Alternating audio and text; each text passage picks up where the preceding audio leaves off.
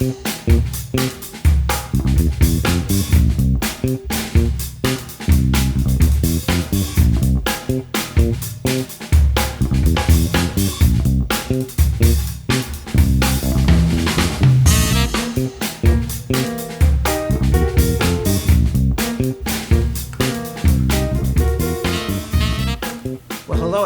to the Dan Nestle Show. I'm your host, Dan Nestle, and I'm coming to you from the wilds of central New Jersey and the tangled places of my mind. Thank you very much for joining me for the very first Dan Nestle podcast. I'm excited and kind of petrified at the same time because I'm asking you to join me on a journey that I've just imagined in my head up until this point. And it could go anywhere because my mind seems to go anywhere. And, maybe that's because I'm a communicator and a storyteller, and I'm just attracted to cool stories and ideas. And there's a lot of those. And maybe it's because I've been around a bit. Just a little bit about me. I was born and raised in New Jersey. I've traveled quite a bit. I lived in Japan for 16 years. That had a lot to do with who I am. I spent some time in Australia. And then I moved back to New Jersey about 10 years ago. And now I find myself here. And where I've got a lot going on. I'm a family guy. I'm married with 2 teenage daughters. I have 2 very poorly trained, I admit, but really goofy and lovable dogs, and you might hear them from time to time. I'm a corporate marketing guy by trade, and on the weekends I tend to be a barbecue and beer guy whenever the weather is nice enough. And I'm really into streaming media of all kinds, so you might hear me talk about that sometimes too. But the point is that this show could go in pretty much any direction. Sometimes I'm going to be solo. Sometimes I'll be with friends. But I just want to share what I consider to be cool ideas and stories. So here we go. So being that this is episode 1 of the Dan Nestle podcast, the natural question would be, why now? And what took you so long? Podcasting's been around now for quite a while. And I think in these days of COVID-19, the coronavirus, the plague that we are currently under, people are searching and looking around for different ways to express themselves, and people have a lot more time at home.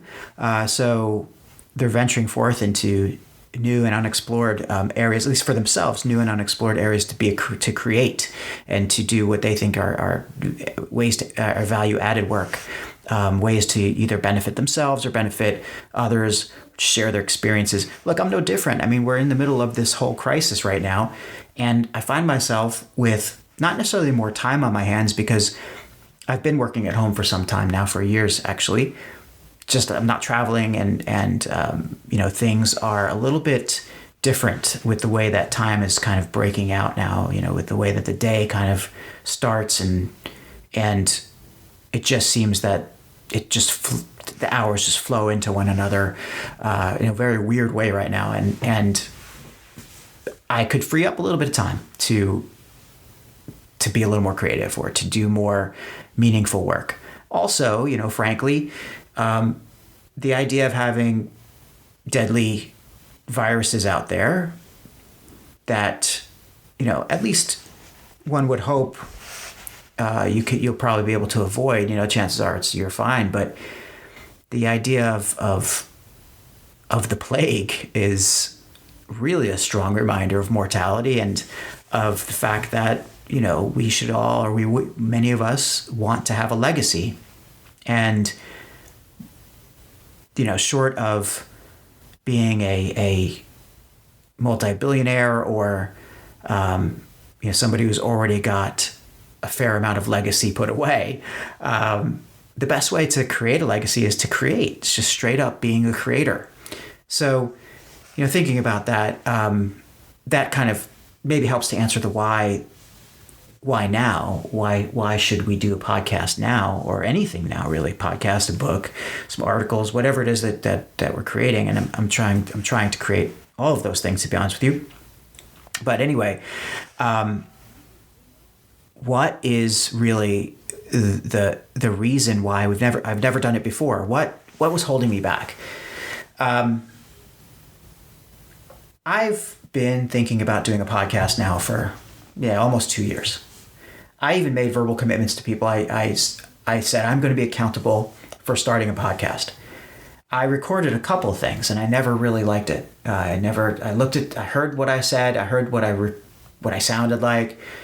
And I was totally discouraged, all inside my head, but it didn't feel quite right for me. And then the mic array that I have, really, with my Blue Yeti and my folding arm thingy that's sticking off the end of my desk, my basic home kit has been sitting dormant for the better part of a year and a half. And I look at this microphone every single day and I think, okay, I'm going to do it. I'm going to do something. But what is it what's been holding me back? It wasn't until very recently that I took another very close look at this situation and decided that I was going to move forward. And the reason I did is because of a very inspirational fellow named Cliff Ravenscraft.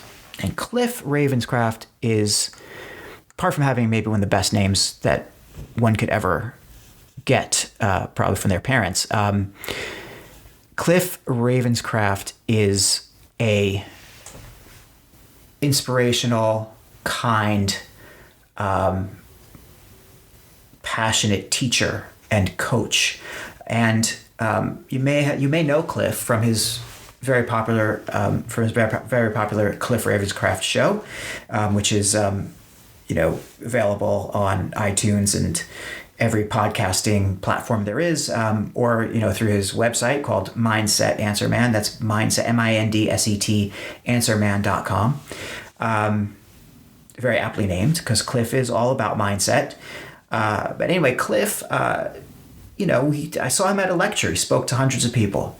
I just happened to track him down afterwards, and I probably bothered him so much that he finally decided to relent and speak with me a little bit more. Now, Cliff would never say that I bothered him, by the way. He would always say that he chooses who he talks to, and it's never a burden for him. I really hope that's true, Cliff. Anyway, Cliff pointed out something in that lecture, in his presentation that day, that we're all subject to these limiting beliefs. And by limiting beliefs, he meant, and I'm going to paraphrase what he said. He said that, look, a belief is a feeling of certainty about what something means. And it's emotional. It's anchored to experiences or conditioning that we undergo. So beliefs, they nest in your consciousness. They can be hard to dislodge. Very difficult to recognize and to change. And, sometimes there's good beliefs, there's ambivalent beliefs, there's bad beliefs, there's, things that are holding you back. But, you have to recognize them first and then understand them and come up with a way to change your behaviors and, kind of overcome those beliefs in many cases.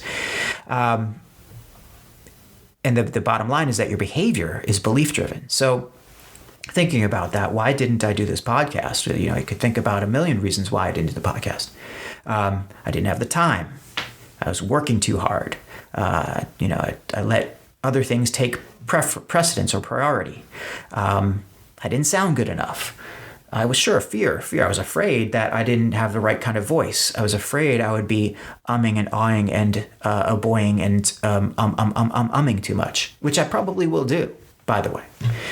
And for those reasons, for many, many reasons, I think my limiting beliefs certainly held me back from getting started. And that's just one part of the picture. There's any number of reasons for you not to do something. Limiting beliefs are probably for me anyway, understanding about what my limiting beliefs are was very helpful in getting me to this point where I'm actually sitting in front of a live microphone.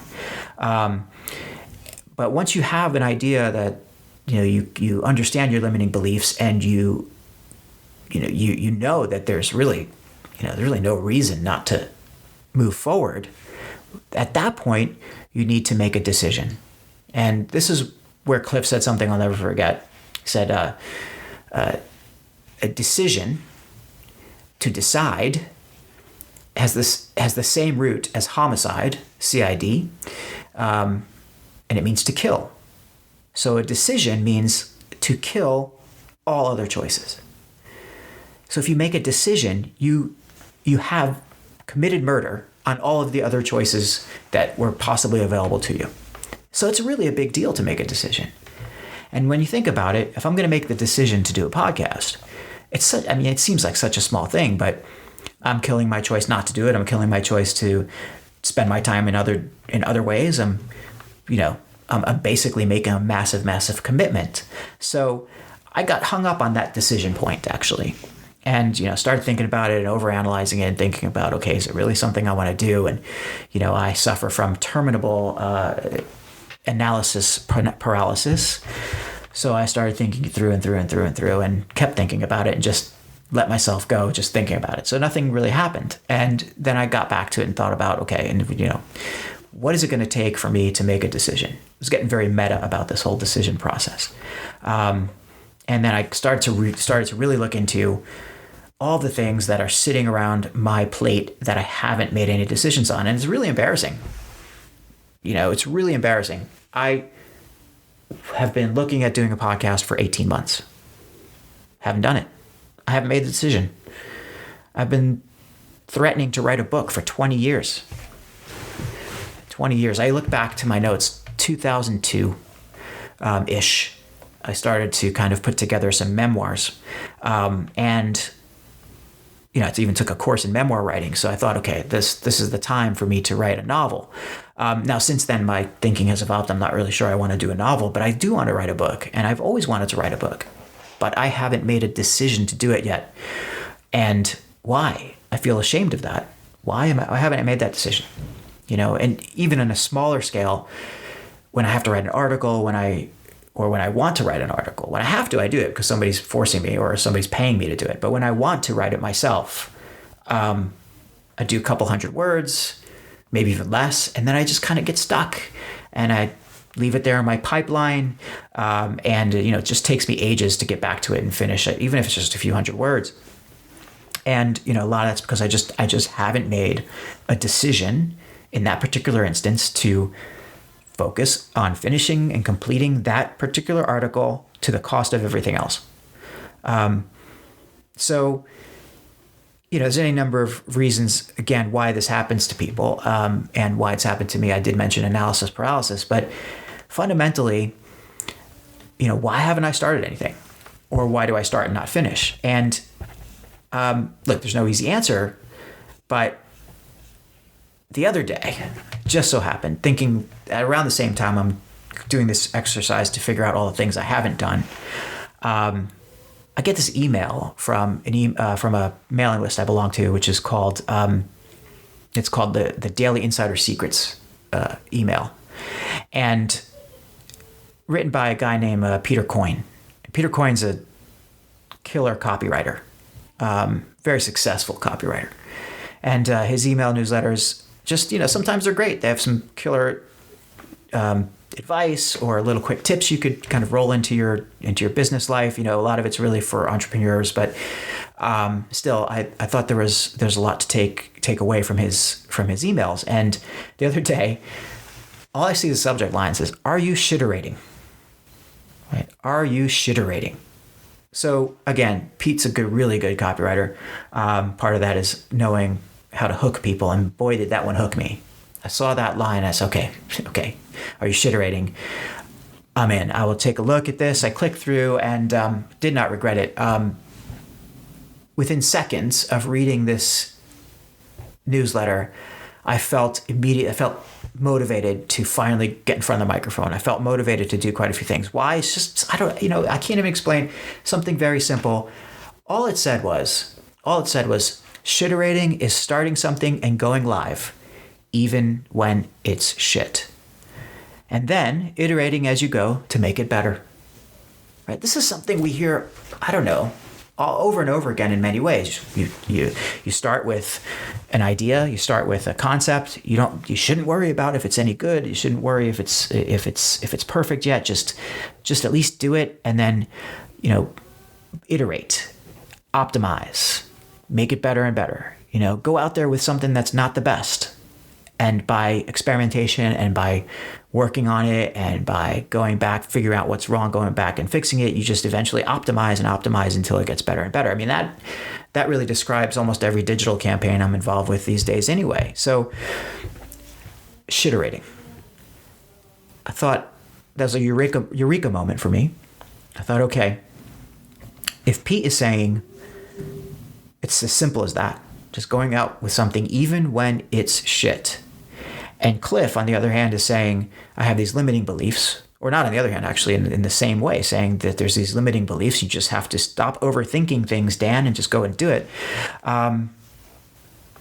Yeah, it didn't make any sense not to do it. And that's when I made a decision.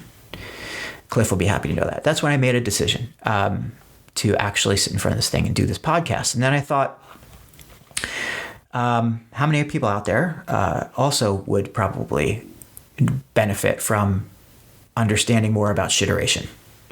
And I like the word, by the way, shiterate, because you can make it a noun, a verb, an adjective. Shiterate, shiterating, shiteration. It's a beautiful thing. Anyway, I really thought that people would really get a kick out of it, and certainly it might help others, push them over the edge in a good way and get them started like it's doing with me. So let's talk about shiteration a little bit. Let's just back up a little bit, talk about shiteration. Some of this is going to be very basic. Maybe most of it's going to be basic. But sometimes I think that's the beauty of ideas and the beauty of just talking things through, because it's really those, if you can break it down to something that's so simple and so matter of fact, you're much more likely to act on it.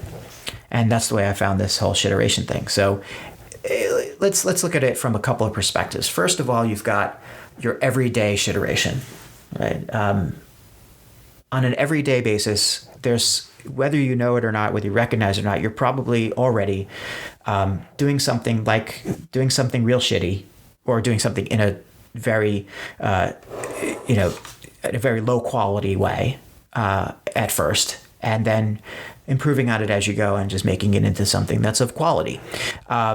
So, on an everyday basis, maybe that means something like when you wake up and you haven't had your coffee and you haven't had your time to stretch, and you get out of bed, and unless you're one of those morning people that everybody hates who's real perky immediately, you probably need a little bit of time to get yourself together. But during that kind of foggy, murky time of your brain, let's say you encounter your kids in the hall and you say something that's maybe not the perfect thing to say to your teenage daughter at first thing in the morning. Like for example, hey, get down to breakfast. No. I should back up and say, good morning. How you doing? It's breakfast time, right? But the shiteration starts off with a really terrible way of introducing myself to my daughter in the morning. Hey, get down to breakfast. And then clearly I'm going to have to work on that relationship for the next, for the rest of the day to kind of turn it around a little bit. That's a very small and little example, but you could even break it down to that first email that you look at in the morning when you actually decide to fire up your computer, or even on your most likely on your phone these days. Are you in the right frame of mind when you look at that? Are you awake? Are you clear? I think a lot of us aren't. So when you look at that and you look at that first email that's come through, is that reply the best of you? Probably not. And if it's not, well, you're starting with something that's subpar quality, and you know that you're going to have to, through back and forth with the person on the other side, eventually get to the point where you have something that is a viable and a quality discussion, right? So this is something that happens on an everyday basis, and that everybody can relate to. But I think, of course, Pete Coyne and Cliff, when they're talking about shiterating, well, when Pete's talking about shiterating, Cliff would never say that. When they're talking about shiterating and Cliff's talking about making decisions, probably thinking bigger. And that's, like this podcast, for example. So what does it come down to? It comes down to creation. I think it comes down to this whole idea of creation. When you are going to create something, it's probably the time that you are most fearful that your creation is not going to be up to snuff, that it's going to be rejected, that it's not appropriate, that you have reasons, it's going to take too long. It's going to divert you from your work. It is going to not go the way you want it to go. It's going to take forever. You're not going to get anything out of it. Anyway, there's any number of reasons to tell yourself that you shouldn't be doing something or shouldn't be creating something. But it's that act of creation that is really dramatic and dynamic and important. Even this podcast, to me, is an act of creation. So putting myself out there, putting my words out there, literally creating something from nothing. And I hope that has value. That is, to me, quite a risk. That's the time when you have to just make that decision and move forward. Are you thinking of writing a book? Like I have been for 20 years, right? Well, what's stopping you? So what? You write a couple of chapters and they're terrible, right? I've done that. And then they just stayed there and I put them away and never went back again. But we have the capacity as creators to improve our creation and to keep improving our creation. So why not shiterate? Why not just go for it and shiterate the hell out of things? I'm pretty excited because, this is all kind of leading me to accept the fact that the first thing I do is not going to be very good.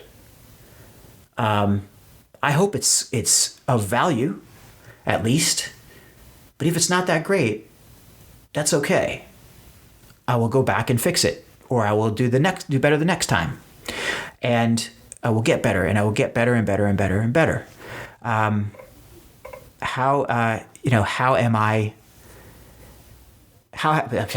am I thinking about? This kind of missed opportunity I've had for years and years and years is kind of, now where my head is going. Now that I'm thinking, geez, this is so easy to just make a decision and go for it. Why haven't I done it before? This is a question I'll probably be asking myself now in my own versions of therapy for ages. But just really to move forward with something, to shiterate, it's kind of freeing, I highly suggest it. I mean, I'm not sure where this is going to go. I'm not sure where my book idea is going to go. I am not sure where anything really in life is going to go, except I hope it goes forward and I hope it goes in a direction that's beneficial to me and my family. But there's no way to know unless you actually do it and try to improve on it. So look, I think I've exhausted that a lot. I want us, I want you, and I want, anybody who's interested in this topic to be able to think about it for themselves. How are you going to actually implement the practice of shiteration? And if you're uncomfortable with that word, that's cool. Just choose a different one, but I like it. How will you apply it? So for example, at work, right? If you have a day job like I do, can you take this concept of shiteration and apply it to your everyday work? I mean, I think it's pretty simple. Anytime you have a new project, anytime you have a new proposal you have to write, anytime there's a new customer that you have to face, you might hit a point where you just are afraid to get started with that, or where you're stuck with a blank page, or where you just don't know how to begin. Just jump, just get into it. The first attempt is not going to be very good, and you're going to have to revise it, and you're going to have to fix it. I sincerely hope that if it's a client-facing activity that you've already done your shiteration before you get to the client. However, it's a very, very solid piece of advice, I think, to stop overthinking and just move forward and just do it, right? Start writing that proposal, start writing that article, start writing that project, start creating that project, start generating ideas. When you have these brainstorming sessions or a term I really don't like very much, but a lot of people do, is ideation. You have these sessions where you sit around and try to figure out, at least from a marketing and communications standpoint, what you're going to talk about, what topics are important to you, are important to your company and to your customers. Can you do that in the spirit of really good cooperative shiteration? Is collaborative shiteration a thing? I think it should be. So how can we just continue to apply this concept at work? Just go forward, make decisions, and just do it. Now, I'm going to wrap up in a few minutes. Before I do, the other thing that occurred to me about this idea of shiteration and decision making is it is the ultimate weapon against what, to me anyway, are maybe three of my biggest blocks, three of my biggest, enemies. So number one, I think, would be perfectionism, right? So perfectionism, the idea that you can't put anything out there until it is absolutely perfect, is so part of me. And even as I do this podcast, I hear myself talk. I'm like, that's not great. Why am I stuttering there? I could go back and fix that, I'm sure, later, but I'm not going to. I'm going to just let it go. The point is that perfection is the enemy of good. We know that. We've heard that a lot. Shiteration is your key, I think, to overcome these perfectionist tendencies, right? And perfectionism, of course, is another way that perfectionism shows itself is in analysis paralysis.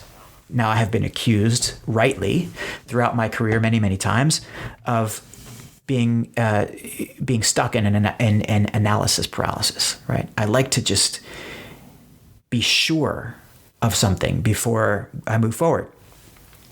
Not always, but often, especially if it's like a campaign that I'm designing, or if it's a plan, or an article that I'm writing, or if I have to do some research on something, I will overanalyze the hell out of them until I'm sure that I have the best possible, didn't make any sense, but the best possible argument for what I want to do. When in fact, I may not need the best possible argument. I just may need a good argument.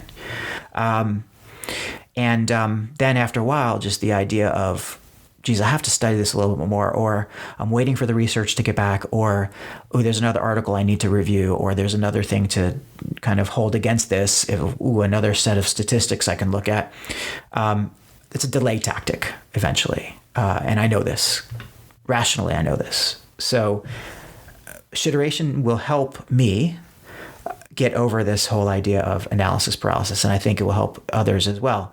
And finally, and maybe one of the most common challenges that those of us who are on the verge of creating things, or on the verge of writing a book, doing a podcast, trying something new, positioning yourself as an expert. Biggest issue is imposter syndrome. Probably heard about that, where you just feel like, why would anybody listen to me? I mean, I'm a marketer and I'm a communicator, but why would anybody listen to me? There are other people who are so much smarter than me, or so much better than me, or who are really the experts. Why should somebody take their time and listen to me? This is really getting into your own head too much. I know that. Again, rationally, I know this. And I know that I've had a very strong career in my area. I know that I'm solid in what I'm talking about, what I'm saying. And yet a little part of me is like, well, what right do I have to talk about this? So I got to get over that. That's where shiteration really is, I think, a very good way to think about it. And look, it sort of trivializes the process a little bit by making it comical. And I recognize that. Sometimes that's what we need, though. Sometimes we need a little bit of a kick with a laugh. So if you can get over yourself and get over the things that are blocking you, and, if it means using a term like shiteration to make it happen, but, if you can get over yourself and have a laugh at the same time, I think that it can open up tremendous worlds for you. And I'm hoping that it does that for me too. So anyway, today, that's all I got for you guys today. And good luck in your quest to create. I hope that you are successful shiterators. And until next time, this is Dan Nestle, and thanks for joining my show.